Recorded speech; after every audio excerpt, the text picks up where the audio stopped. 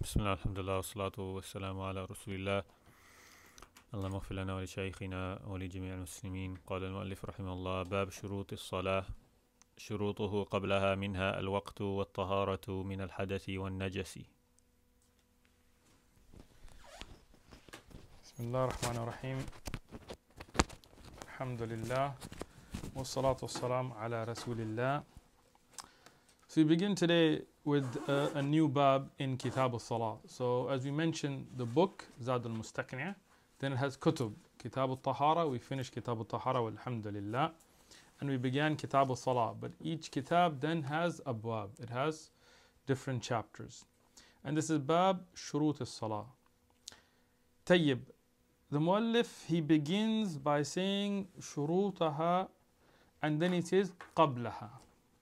Now this is the amazing thing about the book Zad al-Mustaqni', that there is a lot of fawaid put in very few words. Many people, they tell us, like, why do you still teach these classic mutun and just teach new books and things like this? But the reality, the value of these classic mutun is the muallif, like al-Hajjawi rahmatullah alayhi here, he would write out these concepts and then condense them and condense them and condense them until he put the most fawaid in the fewest words. Here, when we say this, many people, if you listen to Shuru' of Zad al-Mustaqni', they miss the whole point why the muallif wrote this here. The reason he said that, qablaha, before it, the ibadah, which is a salah, is to show you the farq بين الشرط والركن. طيب. We've talked about this in other durus, but I'm going to get into a little bit more in depth here. And this is from usul al-fiqh. This is not from fiqh itself. This is from usul al-fiqh and istalahat of usul. But it's important to understand. What is shurut first off? Right? Shurut is jam'a lil-shart. What does shart mean linguistically? Anybody know? علامة a sign, right? من علامات. نقول أشراط الساعة. طيب. I said أشراط, and earlier I told you what is the jam'a? Shurut. What's the difference? Not going to get into a long nahwi discussion here, but remember something in the Arabic language. There are different types of jam'a. طيب. For example, kafir, what is the jam'a? What about kafirun? قل يا أيها الكافرون. Right? Does that mean kuffar is wrong? لا. Kuffar is also correct. So sometimes you have jam'a مذكر سالم, jam'a مؤنث سالم, and jam'a تكسير دون الأصول, without rules. Right? So ashrat is also correct. Shurut is also correct. What is the difference? Then there is a long linguistic debate which I'm not going to get into. But both of them are correct. Ashrat al-sa'a are the signs of the Day of Judgment. And ashrat is used in the Quran as well. So what does shart linguistically mean? It is an alam, a sign. But istalahan, what does it mean? Shart. There is a few definitions. I will read to you one of the ones that I think is very important. ما يلزم من عدمه عدم المشروط ولا يلزم من وجوده وجودا ولا عدما لذاته. طيب. ما لزم what obligates or what necessitates عدمه عدم المشروط.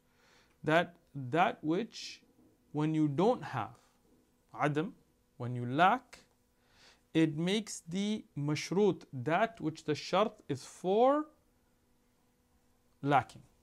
It's a rough translation, but I'll explain it inshallah.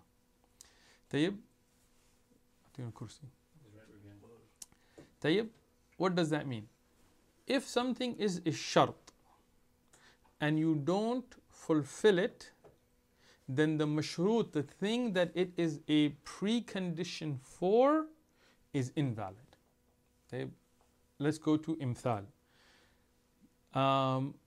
one of the shurut for salah is wudu. Okay, we'll talk about that today, or inshallah in this bab. Tayyib. So if you don't have wudu, is your salah valid? Right? Now this seems simple, but many people, what they do is they, it's very cold, unfortunately, or whatever, and they're like, Allah forgive us, I'm just going to make tayammum.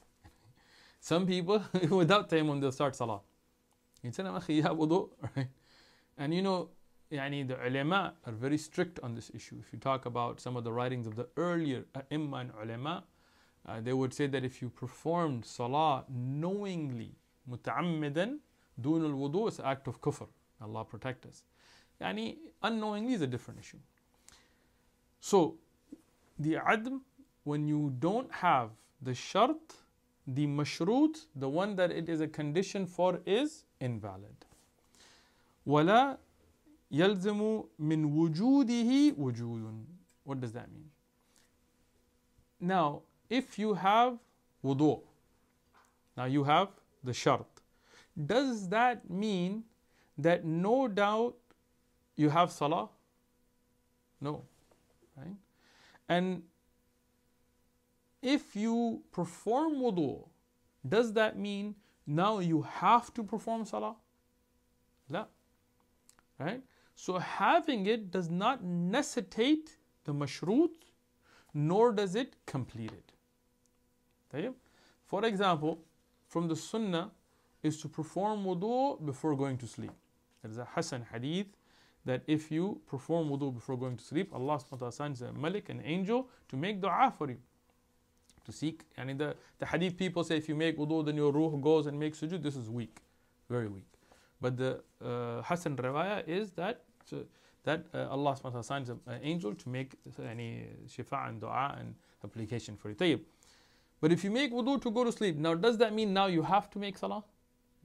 La. Tayyib. So this is istilahan. We can summarize that to say precondition. Right? But this line, as we have taught it here, is good to understand, to develop understanding of usul. Tayyib. Then we talk about what is the meaning. You understand shurut now. Tayyib. If you have ibadah, like salah, and you do not fulfill a shart, or you do not fulfill a rukn, what's the difference? No difference. In the end, if you knowingly do not fulfill a shart or a rukn, your ibadah is invalid. Salah is batila. Tayyib? But is there a farq? So the effect of a shart, rukn, is the same. طيب. But is there farq بين الشرط والركن, between a precondition and a pillar? طيب. I've talked about this before, but I want to inshallah get into some detail here. طيب. There are two differences I've covered with you before. If you remember in Akhsar al-Mukhtasarat and things I've covered, even the Usul al-Fiqh dars. But I'm going to get into a third one today, and this is to understand. The job of a teacher is to grow the student. Meaning when you first come to the early durus, we teach you basics. Then as you continue, we expand that horizon, right? So don't get confused, like, oh, you told us 2 before and 3. No, it's not. And you slowly. For example, how many huruf jar are there? Come on, guys, you all big graduates, studied all these durus. How many huruf jar are there? Some of the intro books have 7. Then you go a little bit higher, they give you 14. If you go to Ajrumiyya or if you go to Nahw al-Wadi and things like this, beginning books, you will find around 14 and so on, right? But in reality, how many are there? 20, possibly 21.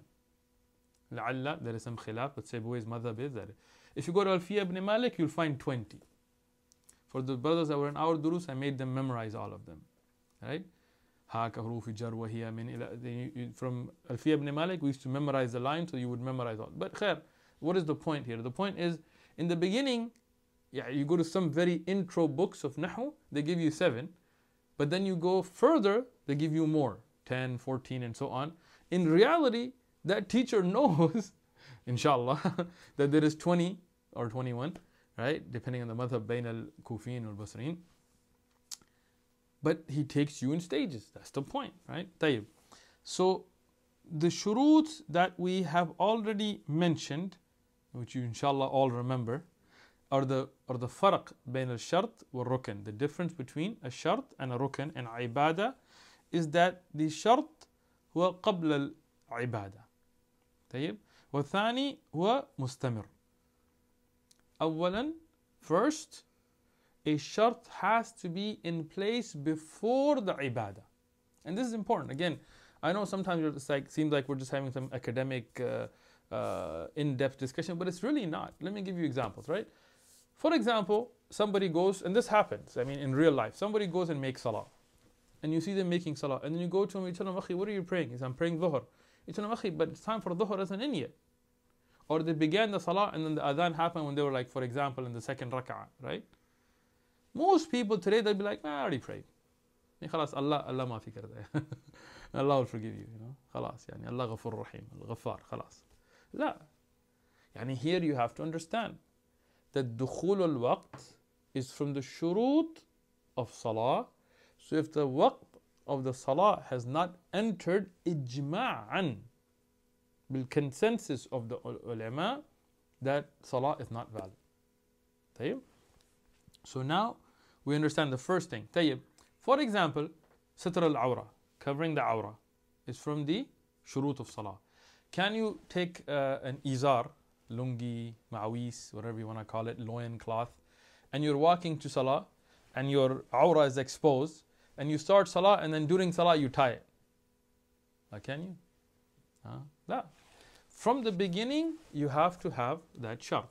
Tayyib. Secondly, mustamir. Yani it has to be continuous.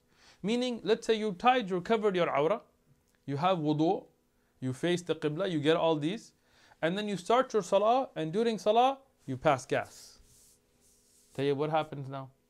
Is your salah valid? Nah, you have to leave. You have to go perform wudu, come back and start over, right? What if during salah you decided, I'm really hot today, you take your izar off? Allah protect us, right? And we laugh about these things, but how many brothers nowadays, they come into the masjid and their t-shirt is too small and they're making salah and their, mashallah, awra and the moon is out and you tell them, what is this, right? But they continue their salah, right? So if any time during the salah, and we'll talk about the details about the awra and things later, but if any time during the salah, one of those shurut gets invalidated, you leave the qibla, right? You invalidate your wudu, your niyyah changes, or so on, then the salah becomes invalid. Tayyib? So the shart. Is the rukn the same? La. You make ruku', you don't make ruku' the whole salah, right? After ruku', you go back into qiyam, right? So, rukn, you do it, you move on. You move to the next rukn, you mix to a wajib, you move on. But shart is mustamir, it's continuous. Those two you already knew, inshallah. The third I will introduce to you here is that the arkan have tartib. The ashrat do not. Meaning whether you made wudu first or you covered your awra first doesn't really matter, as long as you had all of those in place when you began that ibadah. The arkan, you cannot do that. You cannot say, okay, rukn is ruku is a rukn and sujood is a rukn. Let me do sujood first and then do my ruku. Can you? La. So now you know 3 differences bain al-shart wa rukn. Memorize these things. Because in ibadat, as you grow in fiqh and as you grow in the books that you study, all of these will always come back into play. Tayyib. What are the shurut of salah? I'm going to give you a summary now, And then I'm going to give you a summary in the end of the bab. Why? It is very, very important you memorize these.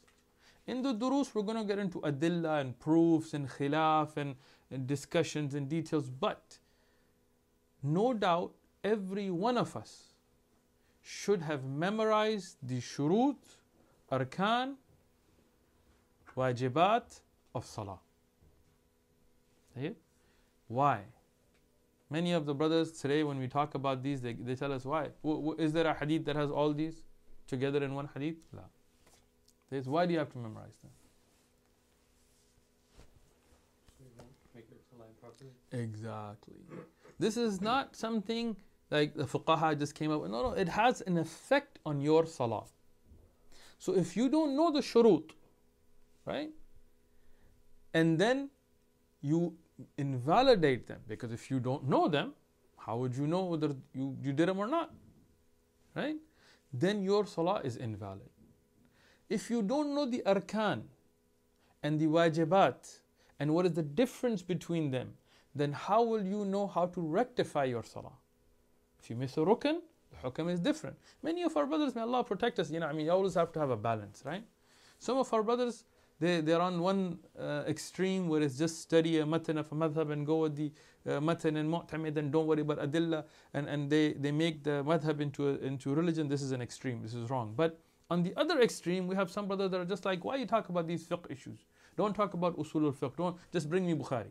Just bring me Bukhari. Like, okay, you got Bukhari, but how will you know just from reading a hadith how to rectify between arkan? You can't get it from one hadith. You have to look at many hadith and bring them together and understand them, and that's what fiqh is about. Every one of these ahkam has dalil, and we will go into them inshallah, the adillah. But you need to understand how they work together, because this is fardul ayn on you. You make salah, right? Inshallah, all of you are Muslims, so you make salah. That means this knowledge of how to rectify your salah is fardul ayn on you.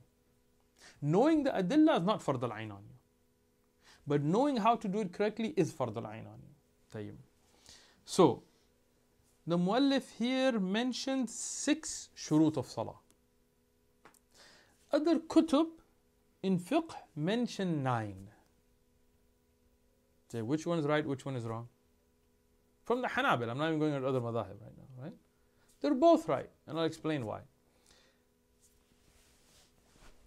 There are 3 shurut that are general for all ibadat. There are some exceptions, but regularly. Tayyib. What are they? Islam, aql, tam'iz. Tayyib. Islam, يعني your being Muslim. This is taken for granted, right? Can you say that's a shart for salah? Yes, that's correct. Can you leave that out because the talib who's studying Zadul Mustaqni should already know that? That's also correct. And it's just a way of teaching, not right or wrong here. Hajjawi, he wrote this matan in a very concise manner. So these 3 he left out because you should already know that. And he has mentioned them earlier so that you should have, a good teacher should have already taught you that. So Islam, intelligence, aql, or yani sanity, or knowing, yani you're not in a state of where you are unconscious, or a state of sleepwalking or whatever, or yani in a way that you don't have control over the facilities of your body and so on. This is for all ibadat. Tam'iz is generally true. Yani when you each reach that age of understanding and things, is generally true. But there is an exception with Hajj and Umrah and so on. So I'm not going to get into those ahkam here. But this is the general. So those 3 should be taken as granted. What are they? Islam, aql, tam'iz. طيب. يعني قريب البلوغ يعني. There is a little difference between understanding bulugh. You can say bulugh, but it also depends on certain ibadat, right? So, but to understand what you're doing. طيب. what are the 6 the muallif mentions here? I'm just going to mention them first. طيب. Al-waqt. طيب. What does that mean? Time. What does it mean, time? دخول الوقت. طيب. الثاني الطهارة من حدث. طيب. الثالث ستر العورة. الرابع اجتناب من نجاسات. الخامس استقبال القبلة. وسادس النية. First, the time, meaning, and these are shurut for salah. Every ibadah will have its own shurut. طيب. What is a shart for wudu? Istinja. What else? النية.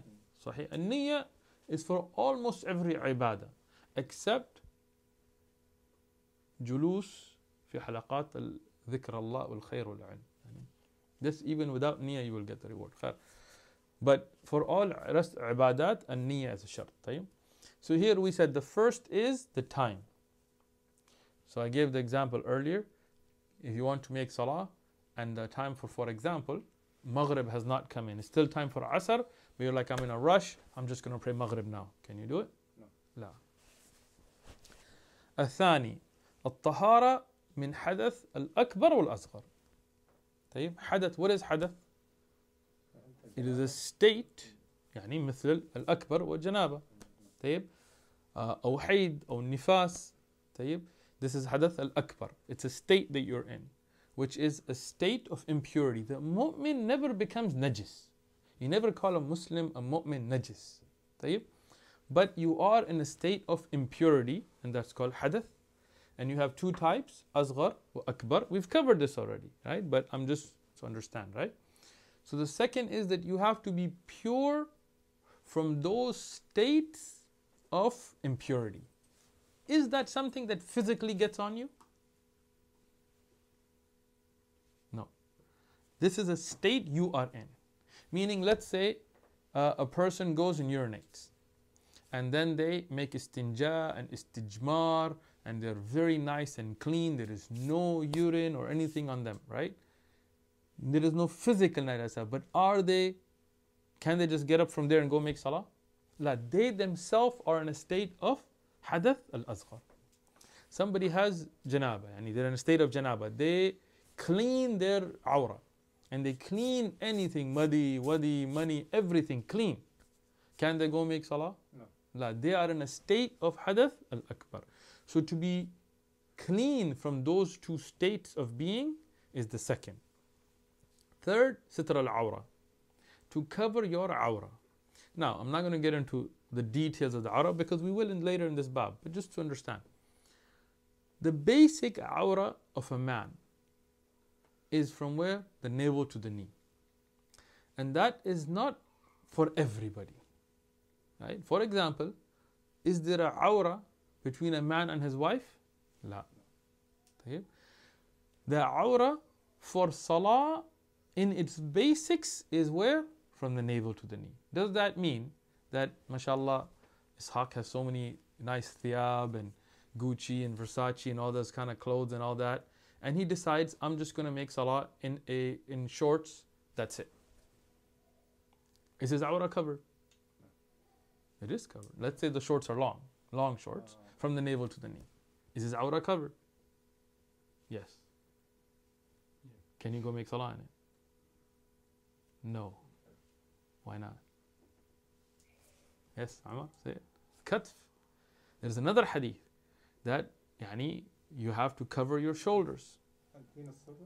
لا هذا العورة لكن في الصلاة في الأحكام أكثر من عورة الرجل أمام الناس. There is awrah regularly, and that's what I want to clarify, because some people think awrah is one thing. The awrah of a woman is different in different situations. The awrah of a woman in front of her husband is different. Awrah of a woman in front of her children and those that are mahram to her is different. It's not the same. She still has awrah. It's not like, okay, I'm at home. Some sisters nowadays, mashallah, And if they're at home and it's just their mihram, they think they're going to walk around in bikinis and things. La. And take it easy. This is not the way awrah works. In our Muslim lands, alhamdulillah, the Muslim women, even at home, they dress very modestly. Now, what is the awrah of women at home? And I'm not going to get into deep there, but just to understand the difference, because some people think awrah, that's it. In salah, your awrah, when you don't have the ability to cover anything else, would be from the navel to the knee. But if you are able to cover the shoulders, meaning you have enough cloth, then you cannot make salah, or whether it's makruh or haram, we're not going to get into that right now, but just to understand that then you have to cover the shoulder. Can you make salah in a, okay, I'm not going to call it a wife beater because then some brothers get upset, a tank top, whatever, undershirt, right? Can you make salah in that? No. And unless you don't have cloth. If you don't have cloth, I don't know if you want to discuss it here in this dars, but there is ahkam even if you don't have enough to cover between the navel and the knee, how you will pray. Because in the old days, that situation came up. Today, most people have basic cloth, right? But can you make salah in a t-shirt? Yes. Because the hadith about the katf, the shoulder is also good, and as long as underneath you're also covering from your navel to your knee. Tayyib. So this is just to understand, sitr al-awrah is not just one thing, and it's not the awrah, like if Ishaq wants to go swimming with the brothers and he wears shorts that cover from his navel to his knee, he can go swimming as long as that's covered, alhamdulillah. But that's not the same for salah. A woman, the same thing. A woman praying at home in the darkness of her house, meaning she's turned all the lights off and she's in a corner of the room and there is nobody there, no husband, no children, no non-mahram, it's just her, and she's in a dark room. Can she make salah without a khimar, without her head covering? La. Can she make salah with her feet uncovered? La. Can she make salah with her arms uncovered? La. That's the awrah for salah. Some people take the awrah of salah and they say, oh, this means that's her awrah in front of non-mahram men. La. That's a different situation. Tayyib? Yeah, so for example, ihram. When they make tawaf, the sunnah is to make dhuhr or idhar of the right shoulder. But when you finish the tawaf, it is from the sunnah to cover that, and then to make salah, when you are making the rak'atayn, where the maqam Ibrahim will be between you and the Kaaba, then you have to cover your shoulder. You shouldn't leave the shoulder uncovered. Some people, they uncover the shoulder and then throughout the rest of the umrah, did you need something? Faddali, sit down. So then what happens is they uncover the shoulder, and then throughout the rest of the umrah, they have the shoulder uncovered. For example, they go and make their sa'i and all of that with the shoulder uncovered. And this is not from the sunnah. Once you finish the tawaf, you're supposed to cover the shoulder. Tayyib. The fourth is to be free from najasat. What does that mean? In that will be al-makan, wal-badan, wal-thiyab. The place that you're going to pray should not have something najis there. And the clothing that you're wearing should not have something najis on them. And the body, your physical body, should not have any najasat on you. All three. Now some books will separate those. They will say, have your clothing, and they'll make these three. It doesn't matter. Either way, as long as you cover all of these. The fifth, istiqbal al-qibla. To face the qibla. Now, we'll talk about adilla later. I'm just giving you a list right now. And the sixth is an-niyyah, is the intention.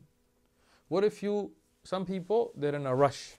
They start salah and they think they're praying dhuhr and it's time for asr, for example. And many people don't realize. It's like when you tell people an-niyyah, they're like, of course I know what I'm praying. But revise it. The niyyah should not be made out loud. Just in your head, in your heart. Revise it, and sometimes you will realize you scored to make salah and you say a different salah than you're about to make, and you catch yourself because a person sometimes is not attentive of what they're doing. So a niyyah should be for the salah that you're making. طيب. Can you change the niyyah and things like this? We're not going to get into here. Inshallah, in the later on the bab we'll get into. طيب. Now, when we begin this bab, the first thing the muallif says, يعني regarding the shurut, that they are قبلها. شروطها قبلها. Why ha?